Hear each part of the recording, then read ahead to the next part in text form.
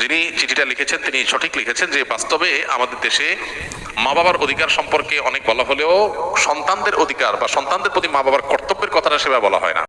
সন্দেহ নেই যে সন্তানের অধিকারের তুলনায় বাবার মার অধিকার বেশি, এই জন্য সে আলোচনাটা বেশি হবে, এটা অস্বাভাবিক নয়। কিন্তু সেটাই শুধু হবে আর সন্তানদের কোনো অধিকারের কথা আলোচনা হবে না, বাবা মারা জুলুম করবেন, সেটা কখনো হতে পারে না। মা হিসাবে বাবা হিসাবে সন্তানের প্রতি জুলুম করলে তার বিচারও আল্লাহ তাআলা করবেন, এটা গুরুত্বপূর্ণ একটা বিষয়। আর বউ শাশুড়ির দ্বন্দ্ব মূলত হয়ে থাকে এই জন্য যে পরস্পরের প্রতি আমাদের করণীয় বা কর্তব্য সম্পর্কে আমরা জানি না। একটা সন্তান যখন প্রাপ্তবয়স্ক হয়, সে যখন উপার্জন করে তার সকল টাকা আর পয়সা এনে মায়ের কাছে দিতে হবে, বাবার কাছে দিতে হবে, তারা যা খুশি করবে, না, শরীয়ত এটা বলে না। শরীয়ত বলে সম্পদ যে উপার্জন করেছে এর ব্যাপারে অধিকার একমাত্র তার। হ্যাঁ, উপার্জিত সম্পদ থেকে মার চলার জন্য, মার বেঁচে থাকার জন্য, সুস্থতার জন্য, চিকিৎসার জন্য যেটা প্রয়োজন সন্তান হিসাবে সাধ্য অনুযায়ী, মায়ের নিজের না থাকলে বা দেওয়ার মতো ব্যবস্থা না থাকলে অবশ্যই সন্তানকে সেটা বহন করতে হবে।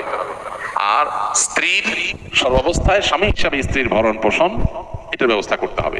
এর বাইরে উদ্বৃত্ত টাকা সেটা ছেলে কি মাকে উপহার হিসাবে অতিরিক্ত দিবে, না স্ত্রীকে দিবে, না কাকে কত দিবে, নাকি আদৌ কাউকে না দিয়ে নিজের অ্যাকাউন্টে রাখবে, এটা একান্ত তার ব্যাপার। এখানে শরীয়ত মা বাবাকে ইন্টারফেয়ার করার অধিকার দেয় নাই সেইভাবে যেভাবে আমাদের অনেক মা বাবা মনে করেন যে তাদের অধিকার আছে। ছেলে বিদেশ গেছে, উপার্জন করে টাকা পাঠাবে সব বাপের নামে মায়ের নামে, তারা যা খুশি করবে, তারা সেখান থেকে বৌমাকে যা দেওয়ার দিবে আর যা দেওয়ার না দিবে না।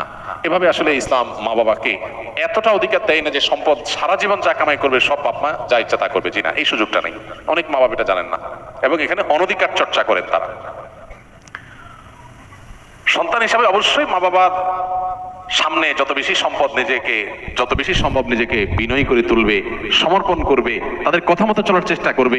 তাদের লাগবে 10 টাকা, সম্ভব হলে 15 টাকা দিবে, তাদের যা দরকার তার চেয়ে বেশি দেওয়ার চেষ্টা করবে, তাদের চাহিদার চাইতে বেশি সেবা করার চেষ্টা করবে। এটা সন্তানের জায়গা থেকে তার মানসিকতা থাকা উচিত। মা বাবার প্রতি কর্তব্য বোধের জায়গা থেকে তারা আমাদের মা বাবা, আল্লাহর পরে তাদের সদাচরণ করার গুরুত্ব সবচেয়ে বেশি আল্লাহ ইবাদতের পরে, অতএব সেটা খেয়াল রাখবে। কিন্তু মা বাবা এর মানে এই না যে সব কিছু মা বাবা নিয়ন্ত্রণ করবে, জি না।